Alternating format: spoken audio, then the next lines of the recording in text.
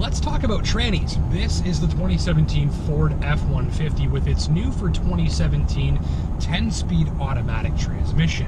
And while for truck nuts, 10 gears is a lot of gears to swallow. There is also a new and more powerful EcoBoost V6 engine. It's all in the name of more power and better fuel efficiency. Now, where I live in Northern Ontario, it is pickup truck country, and a new development like a new 10-speed transmission in a pickup truck like this one gets a lot of questions from readers and viewers and friends and family and so on, and this has been no exception. And the first question is very common, and that is, why does it need to have 10 speeds? Well, a Ford engineer was telling me about that, and you see, one of the ultimate solutions for mileage and performance is to use a continually variable transmission, or a CVT, which has no preset gears. And even if you think a CVT is sort of gross, and many people do, the thing is that they work when it comes to saving fuel.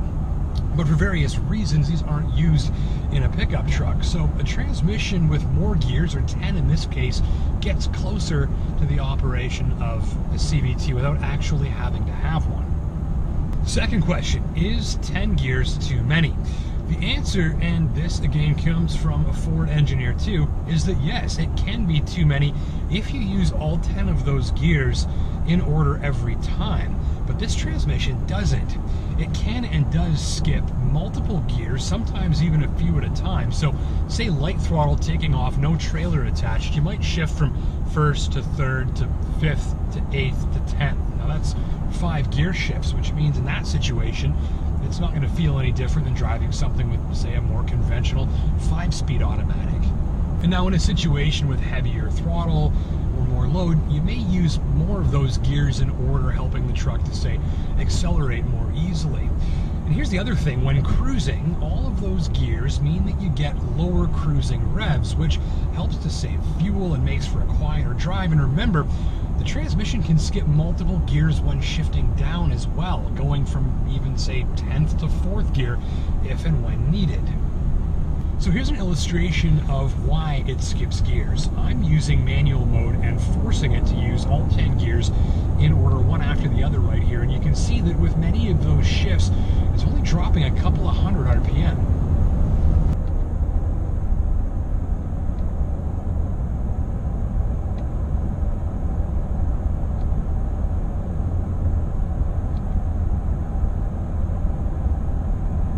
So does it hunt a lot? That refers to a tendency of some transmissions with lots of gears that can't seem to decide which one to use. Now, some transmissions with even like 6 gears can hunt a lot, so it seems to be that it could be a real concern if there are 10.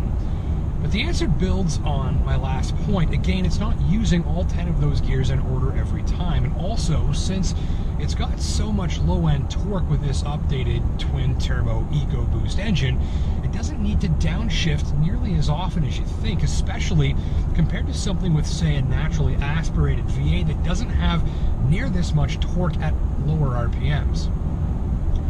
So no, I wouldn't say I ever noticed it was hunting or acting clumsy, but another thing to keep in mind here is that if it was, you'd be hard-pressed to tell for 2 reasons.